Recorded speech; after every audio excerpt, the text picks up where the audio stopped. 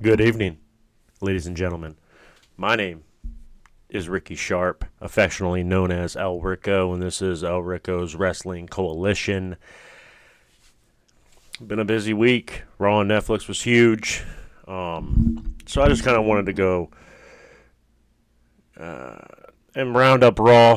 The IWC has been all over the episode with news, notes, comments, and concerns. So I kind of wanted to touch on the show itself, kind of give you an overview of what I thought, and kind of weigh in on what the IWC is saying. So to start off, I think Raw was a fun show. I think it did exactly what it was meant to do, and that's put your biggest stars on the most accessible platform you could. The reason we do that, as anybody new, would then get an eye on your biggest stars. And I think if we go down the list and we start at The Rock, John Cena, Roman Reigns, right? We're starting to add up the stars. Rhea Ripley, CM Punk, Seth Rollins, Drew, Jay, Liv, for all that. Like 9 people. I heard a lot of complaints that there was only 4 matches on the card. I don't know what you guys were expecting. We have to realize that we are lucky, in a very lucky position, right? We also have to realize, for us wrestling diehards, that in-ring action for WWE is not prioritized. Do they have good matches? Absolutely. Do they have great performers? Absolutely. Is it priority number 1? I don't think it is. I think it's about entertainment. Now, I believe that WWE converse to AEW, New Japan, CMLL, has moved far more into a television episode type of show that features wrestling, as opposed to a wrestling show that also has drama. So using that thought process, they got their biggest stars on screen. They got likable celebrities on screen enjoying themselves. I think it worked. I think it worked for new fans. I think it worked for some returning fans. The Rock being a face is a little weird for me. Story continuity should be a thing. At the same time, being chairman of the board and all that jazz, he has a responsibility to represent WWE in a good light. And that's not rubbing blood on weight belts in front of people's moms. So I think he made a calculated decision to come out, be joyous, be that face he can be, because everyone loves him when he's a face. Everyone loves the chants and the sayings and the "Do you smell what the Rock is cooking" and all that jazz. He also just had a new movie come out. It's not an adult action flick. It's not Fast and Furious. It's a child's movie. So to come out there and be a jerk would have looked a little odd. So I understand the decision. That being said, you should have righted that ship way before the first Raw on Netflix. Now, we can't go back and change things. It is what it is, and I do believe The Rock will eventually screw over Roman Reigns. I do believe it's going to be Roman versus Rock at Mania. I believe that's exactly where they're going with it, and I think it's the biggest match they can make, you know. I also think it'll solidify Roman in the upper echelons of legend in WWE.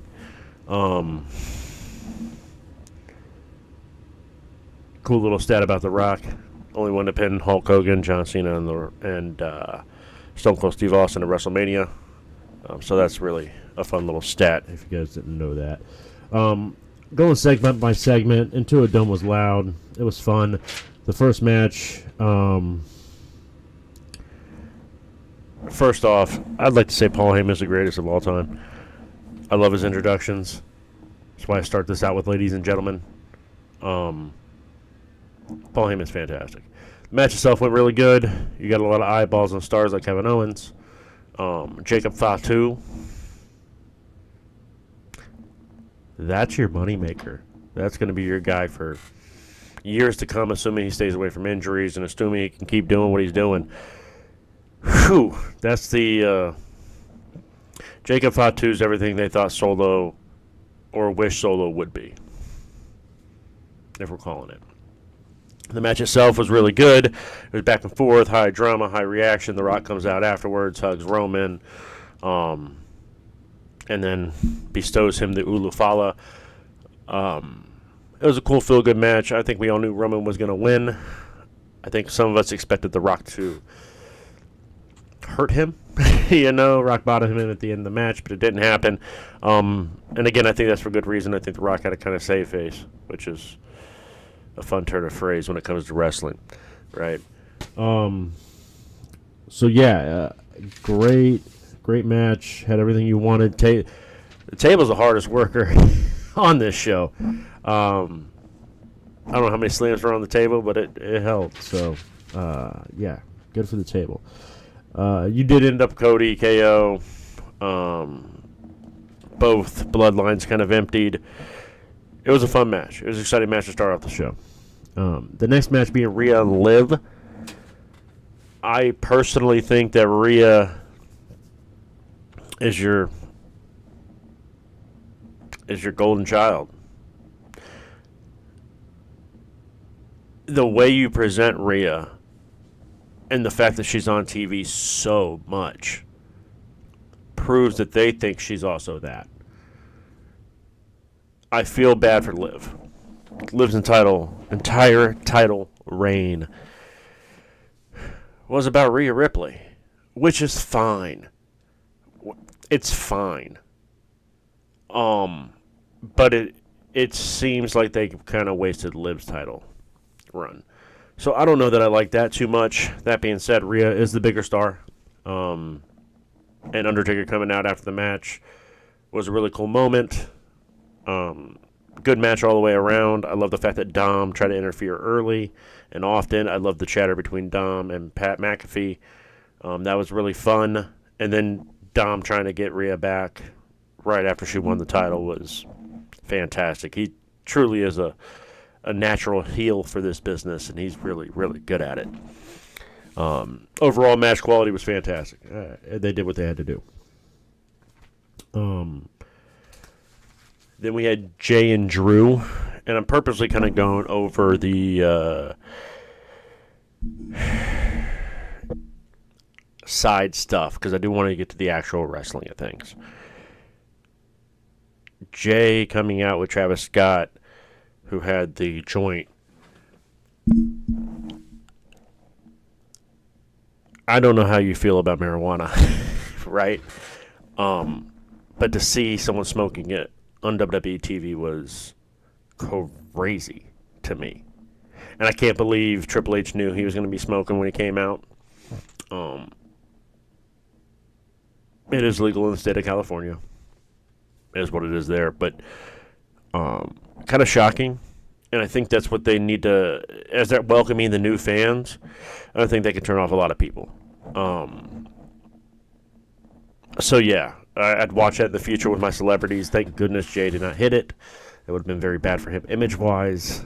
The match itself was a Drew Jay match. The ending confused me. It was a fun back and forth, but Jay getting the win confused me. If I have Drew McIntyre, he'd be hunting every one of them down one by one by one until he got to the last guy at Roman. So unless you're going to do that with Drew, I don't know why he's hunting down the bloodline.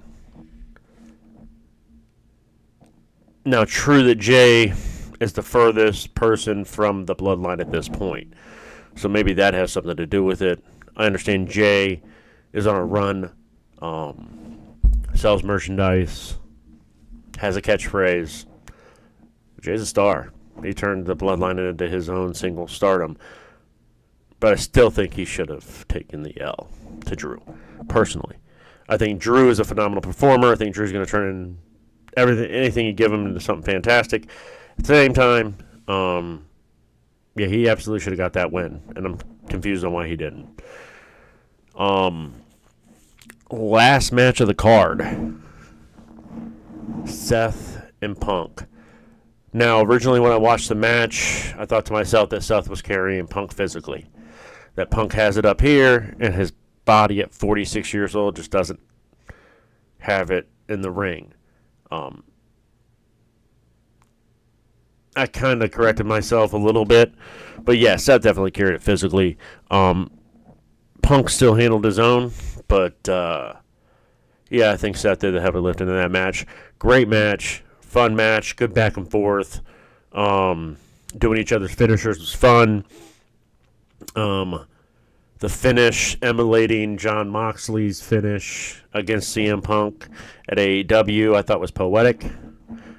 I'm confused on what you do with Punk now. He got to win against Seth, so he goes into the Rumble. Then what? Because if we're having Rock versus Roman, and maybe we're not, maybe Rock doesn't face Roman. Maybe that's not the match we're going to get. But if we are going to get Rock versus Roman, CM Punk going to go for Gunther's title? Is that a match we want to see? Well, yeah, it'd be a fun match, but I think we want Punk versus Roman. And beating Seth gets you there, sort of, because he kind of has to stand in line. Now, I could be wrong. They can go Punk versus Roman. And it would shut me up pretty quick. But if they're not doing that, I'm confused. I would have gave Seth the win there because I think Punk took the first one. So at least give him a trilogy. But what are you going to do? I think neither were hurt in the exchange. Seth showed why Seth is a phenomenal performer. CM Punk is a great match tactician. He works the crowd. Phenomenal on the mic. Yeah, they both did well closing the show. Wrestling-wise, if I was going to rate the matches on a 5-star rating, I hate the stars. Can we do a 5-mask rating? I like that better. On a 5-mask rating, 5 luchador masks, I would go... I had them written down. There we go. I'd probably go 4 stars, 4 luchador masks for the Roman match. Rhea Liv was fun, 3.75 probably. Luchador masks. Jay versus Drew. Yeah, like a 3.5. I didn't like the finish. As far as Seth versus Punk, I think they hit a solid 4.5. Luchador mask match. Okay, now a couple of different things that I didn't hit on. Undertaker coming out with Rhea to celebrate her win, I thought was cool. A little weird that he didn't high-five her or like fist bump her or anything like that when he first came out. Kind of like dismissed her, but the walking back was cool. Cool photo shot. In LA, I think you're a little worried because Undertaker is a MAGA guy, and I know politics shouldn't come into wrestling, but unfortunately we live in a world where Undertaker decided to have Donald Trump on his podcast. Now, I don't care either way. I still love Undertaker. I think he's a great performer. I don't think he's as good as a lot of other people think he is, but he was very good for a very, very long time. I thought that that ending was poetic. I thought it was fun. It keeps the thematics, the theme of Rhea Ripley with that gothic part, and it showed Undertaker, which is another humongous star that people remember. And I think that was the point of him being there. I did hear that Stone Cold Steve Austin was dropped. I heard originally he was supposed to be there. Did not end up in fruition, which is the second time it's happened. The first time being WrestleMania last year when Undertaker showed up to chokeslam Brock. I heard that was also supposed to be Stone Cold, or at least it was reported. I don't know what WWE and Stone Cold, why they can't come to terms on such things. The KO match was fantastic. If it's just a money thing, pay it. It's Stone Cold Steve Austin. If it's more than that, then they need to figure all that out. Because, in my estimation, there are, I don't know, 5 guys in WWE history that have the it. Maybe 6 guys in WWE history have it. And Stone Cold's one of those guys. You need to have him back in the family. Right? Not to say it's fractured, but for the second time in a row, him expected to be there and him getting pulled seems a little weird for me. And that brings us to John Cena. John Cena's farewell tour is a little sad for me. The towel, the last time is now, all that. The socks were a weird choice for me. I don't think he's ever had socks before. But it'd be cool if they did a Cena socks chant. It's going to be sad when he's gone. I know he came out and he said he hadn't won a match in 6 years. He doesn't deserve a title shot. Shut up. You don't know what you deserve, John. You're too humble to know what you deserve. Let us fans tell you what you deserve. You deserve, after the better part of 2 decades carrying this company on your back, you deserve wins and titles. I don't want you putting anybody over. I don't want you to fade out. I want you to win the Royal Rumble. I want you to headline WrestleMania. I want you to win that heavyweight title at Mania. I want you to go into SummerSlam. I want you to have a humongous match at SummerSlam against a rival, a storied foe, or another white meat baby face with blonde hair. Either way, what I don't want to see is John Cena taking L's. What I don't want to see is him putting over younger talent. What I don't want to see is him being humble. I want Dr. Orthogonomics back. I want Super Cena back. And he declared for the Royal Rumble. He's my pick to win it. I can't see them going anywhere else, especially if you're going to get him number 17, which I believe he will have by the end of the year. It's going to be a beautiful farewell tour. I actually have tickets to Raw after Rumble here in Cleveland. So I'll be excited to see John Cena one last time, and I hope I see him as the heavyweight champion, right? I think that's it. Yeah, I think I talked about everything I wanted to talk about. Now something I don't want to talk about. But I'm going to talk about it anyway because it's the biggest story on Twitter. Guys on X. I'm all over X. I've been on X 10 hours a day. Just looking at wrestling, talking about wrestling, commenting on wrestling. I'm a great follow. Feel free to follow me, ELRICKO20 on the Twitters. Hulk Hogan showing up was a blunder. It was a humongous misstep. And I don't know if WWE realizes it, if Hulk Hogan realizes it, or if everyone's just blinders.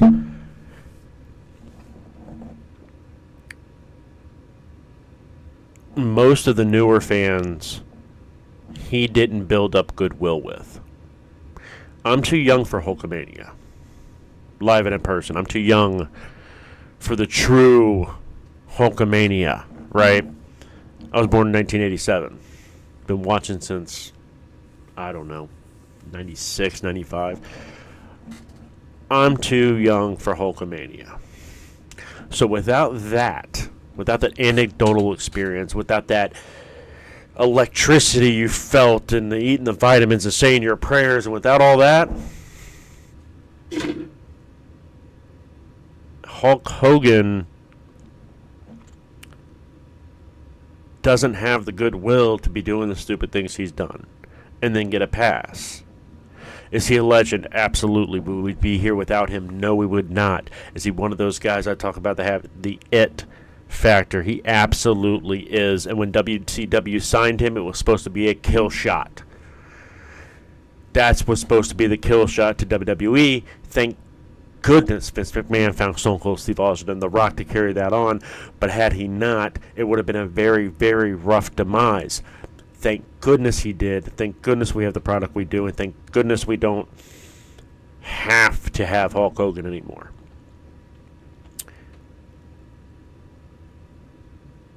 I heard reports that Hulk Hogan thinks it's because of his political alliances, although Undertaker was cheered pretty heavily and he hosted a podcast with Donald Trump. So I can't believe that would be the reason. I think the reason is purely simple. Hulk Hogan is a liar. The amount of times he's been caught lying, my goodness. He's a liar. He stretches the truth. Which is cool in 1985 when you're trying to put butts in seats.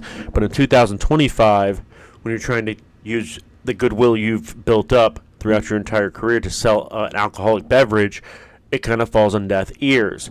3, 4, 5 months ago, he was on podcast talking about how he just found Jesus. And then he's on WWE TV 6 months later talking about beer. Now, I have nothing against beer. I truly have nothing against Hulk Hogan doing what he does to make money. I understand that when you stop wrestling, you have to do other things. I think it was a huge misstep for WWE to partner with him. I heard the report is they got a minority stake in the beer company, which I don't think is also not a very good look for a company that is built on kids. Say what you want.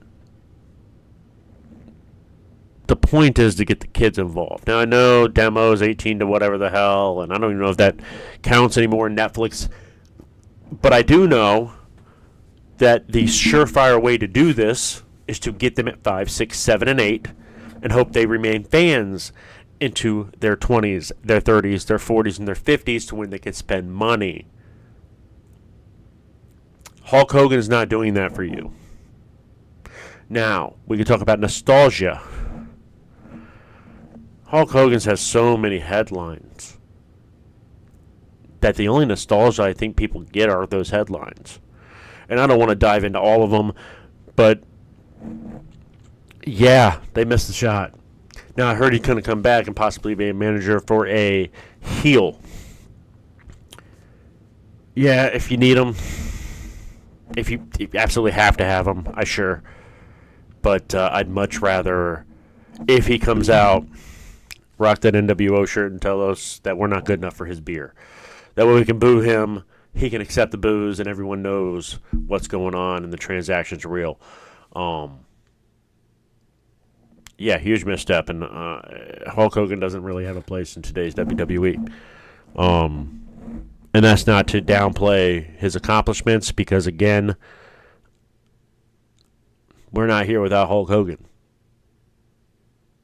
That being said, we don't need him anymore, and he can stay off the TV, right? So that was kind of my thoughts on the Raw as far as a kind of a deeper breakdown. I did want to hop on the Twitters, hop in the IWC and see what's going on. Okay. I did want to touch on this. And let me start out by saying, no shade to Jeff Hardy.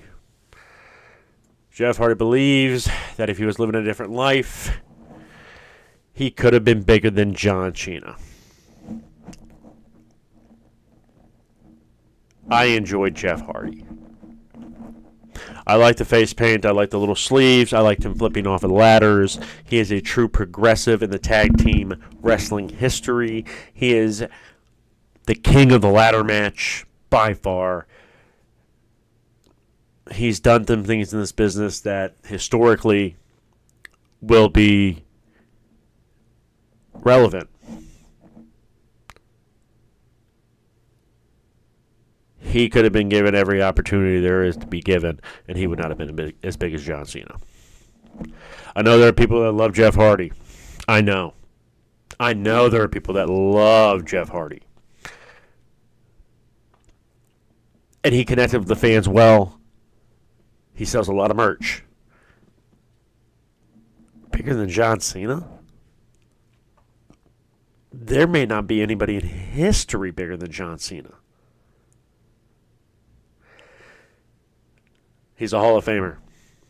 Part of one of the greatest tag teams of all time. Pioneered TLC. The ladder match. You're not John Cena, my boy. And that's no shit against Jeff Hardy. Jeff Hardy's fantastic. We're talking about the world of wrestling. John Cena's one of one. One of one. Reported about the Hill manager. All that jazz. I was live tweeting the Raw. Dove into it. That's something I wanted to take a look at. I watched Kenny Omega's match from the AEW show this past weekend. I don't know anything about the guy he faced. I don't know anything about the storyline that was presented. There's too much wrestling to watch all of it. I do know this. I keep telling you, there's about a dozen guys in American pro wrestling history that have it. That are beyond being great, that are beyond being super good at what they do, beyond being able to talk. They have something about them that makes them special. And we're not going to go with, why isn't this wrestler special? Why isn't this wrestler special? It's different. There are levels, right? Randy Orton's huge. Randy Orton's been doing it for a very, very long time. Randy Orton is a professional's professional. He's smoother in the ring than I've ever seen anybody be in the ring. It doesn't get better than Randy Orton. It just gets different.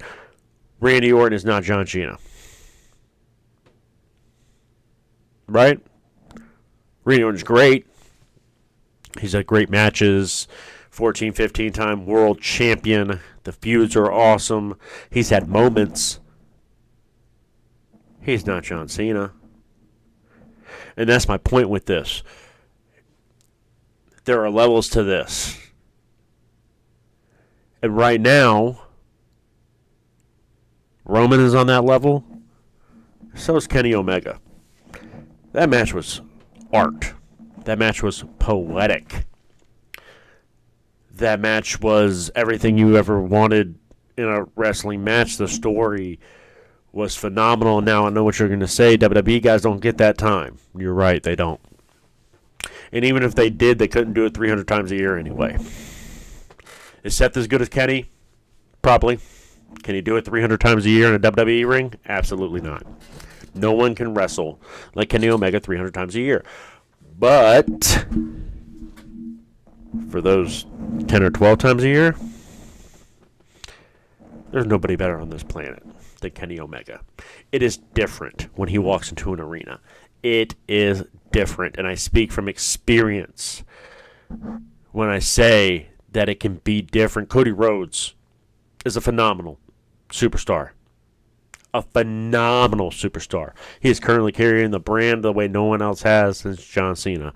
He is doing his job as the top guy. I was at SummerSlam. Cody came out. Everyone did the whoa. It was awesome. Fun times. When Roman came out, it's different. It's a different feeling. Much like when The Rock comes out, much like when John Cena comes out, much like when Stone Cold comes out, much like when Hulk Hogan used to come out, Brock Lesnar, it's different. You can tell it's a different feeling. It's a different electricity. Kenny is that too. Kenny is all of that. Now, granted, he can't do it 300 days a year. Nobody could. But for those 10, 12 days a year, man, it'd be hard to find someone better than Kenny Omega in the history of wrestling. Truly a student of the game, truly a cerebral wrestler, a tactician, a historical renaissance man of professional wrestling. He can do it all. Whether you want a submission and ground game, you want to high fly, you want to throw strikes, you want to jump out the ring, you want to do a little hardcore, he does it all. He can speak on the mic, and when he walks into a room, people's heads snap. In my estimation, Kenny Omega, might be the best wrestler on the planet. And I hope AEW packages him like Roman Reigns. I hope. Now, as far as the IWC goes, thank you for that little soliloquy. But a couple last-minute news notes and what have yous. A couple things. Number one, a lot of people are salty Gunther was not represented on Raw. He wasn't advertised. Everybody who was advertised was there. So to whine about Gunther and whine about Penta and whine about da-da-da-da-da-da and what you didn't get to happen, a little disingenuous.